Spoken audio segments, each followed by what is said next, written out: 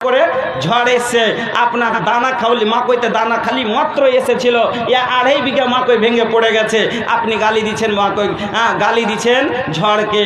অনেক রকম করে গালি দিয়ে মানুষ বলে। আমি নিজের লাইফে দেখেছি একটা ঘটনা। একটা লোক মাছ মারছে, তো জাল দিয়ে লদি মাছ মারছে। আমি গোসল করতে গেছি, একটা বড় চিতলের মাছ উল্টেছে, শাঁসলিতে উঠেছে। তো জাল দিয়ে দৌড়াতে ফেলতে যাচ্ছিল ভাই, আর বাতাসে পড়ছে, বাতাস ছিল, জালখান জমা করে দিয়েছে, মেল হয়নি।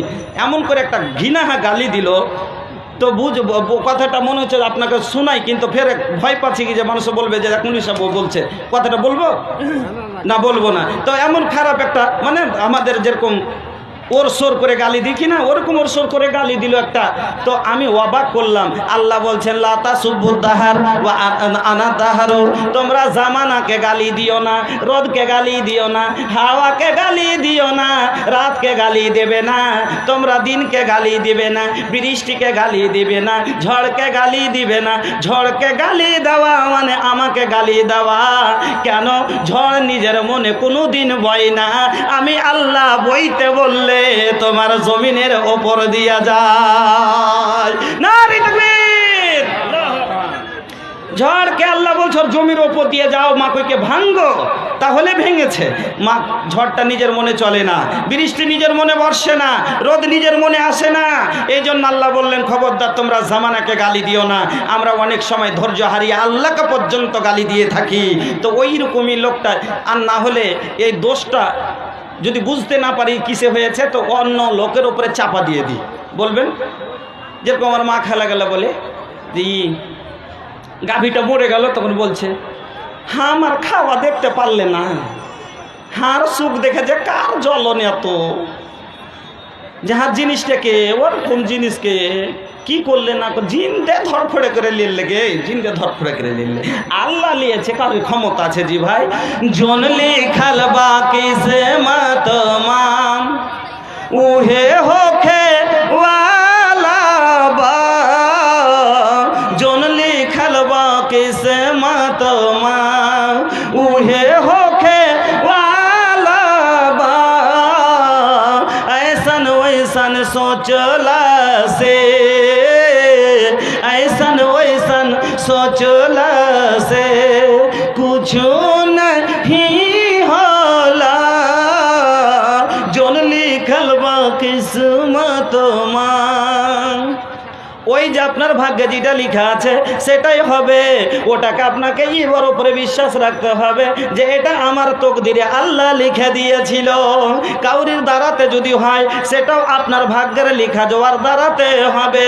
ওখাই ওয়াশারহি মিনাল্লাহি তাআলা ওয়াল বাসে বাদাল মাউত, এবং আবার মরা পরে আমাদের যে জীবিত হতে হবে এর উপরে বিশ্বাস রাখতে হবে। যেমন কাফেরেরা বিশ্বাস করে না, কাফেররা বলছে আইদা মিতনা ওয়া কুননা তুরাবান ওয়া ইদামা আইন্না লামাবউসুন, যখন আমাদের মাংসগুলি মাটি খেয়ে শেষ করে দিবে, হাড্ডিগুলো ভুসভুসে হয়ে ভেঙে যাবে, আর কেমন করে আমরা পুনরায় জীবিত হব। কাযালিকা রাজউন বাইদ, এটা খুব দূরের কথা। আর আল্লাহ বলছেন খালকিন জাদিদ, নতুন করে সৃষ্টি করব। এই বিশ্বাস আপনাকে রাখতে হবে। তো ঈমান আনলেন, এবার ঈমান তারপরে আমাল। ঈমান নিয়ে আসার পরে আপনাকে আমল করতে হবে। এবার চলেন আল্লাহ কি বলছেন শোনেন। মান আমেলা সালেহান, এবার আমল কি করবেন? আল্লাহ যেগুলো করতে বলেছেন, নামাজ পড়তে বলেছেন নামাজ পড়তে হবে, রোজা রাখতে বলেছেন রোজা রাখতে হবে, যাকাত দিতে বলেছেন যদি ফরজ হয়ে থাকে যাকাত দিতে হবে। যেগুলো আল্লাহ বলেছেন সেটা কাজ করতে হবে, নেক আমল করতে হবে।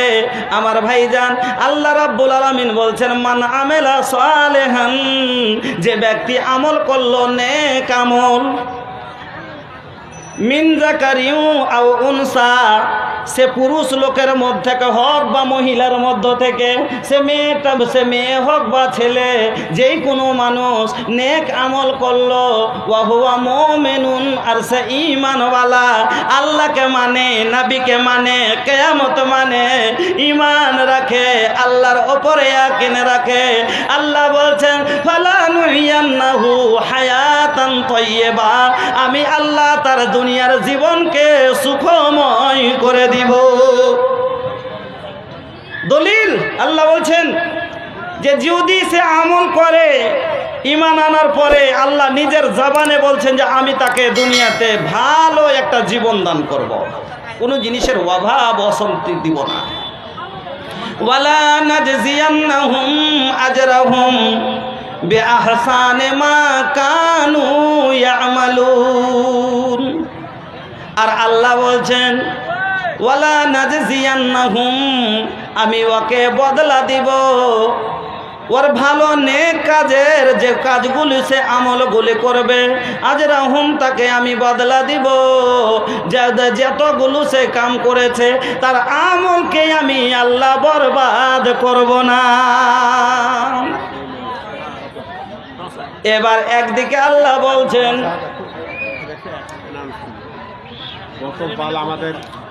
আচ্ছা গৌতম পাল শরদীয় এমএলএ সাহেব, উত্তর আপনার এটা কোন থানা? করমদিঘি থানা। করমদিঘি থানা উনি 10,000 টাকা এই মাদ্রাসার জন্য প্রদান করেছেন। উনি 10,000 টাকায় মাদ্রাসাকে দিয়ে হেল্প করেছেন। আমি আল্লাহর কাছে, ঈশ্বরের কাছে দোয়া করি আল্লাহ যেন ওনাকে রাহে হেদায়াত দেন। হ্যাঁ, এবং আমি আরও আল্লাহর কাছে এইটাই দোয়া করি যে উদ্দেশ্যই উনি দিয়েছেন যেন উদ্দেশ্যতে সফল হতে পারেন। যা হোক, আর কমিটির পক্ষ থেকে আমি নেতাজির অন্তর থেকে অভিনন্দন শুভেচ্ছা জানাচ্ছি, আর তাকে আমি যে আছে আন্তরিক বাধাই দিচ্ছি, হ্যাঁ স্বাগতম জানাচ্ছি। তো বন্ধুরা আমার, এবার যারা মানবে তাদের জন্য আল্লাহ বললেন যে আমি তারাকে কি দিব?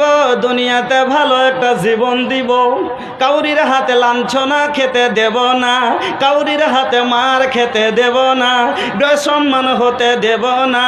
আল্লাহ রাব্বুল আলামিন বলে দিলেন, ও বন্ধু আজ আপনি দেখুন, কখন তো ত্রিপুরা মার খাচ্ছে, কখন তো আপনার আসামের মুসলমান মার খাচ্ছে, কখন তো আপনার দিল্লির মুসলমান মার খাচ্ছে, গুজরাটের মুসলমান মার খাচ্ছে, বাংলাদেশে অনেক অনেক জায়গায় বিভিন্ন জায়গাতে আজ মুসলমানের ইজ্জত হানি হতে আছে। আল্লাহ রাব্বুল আলামিন বলছেন তোমাকে সুখের জীবন দিব। আর এটা সুখের জীবন নাকি? সুখের জীবন ত্রিপুরার মুসলমানের জন্য সুখের কি দুঃখের জেনে দেখেন। বর্তমানে 17 মসজিদ জ্বলে সংঘার হয়ে আছে। কারণটা কি? আল্লাহ যে বলছেন, আল্লাহ এখানে একটা কানেকশন লাগে, একটা কন্ডিশন পয়দা করেছেন যে মান আমেলা সালেহান মিন যাকারিন আও উনসা ওয়া হুয়া মুমিনুন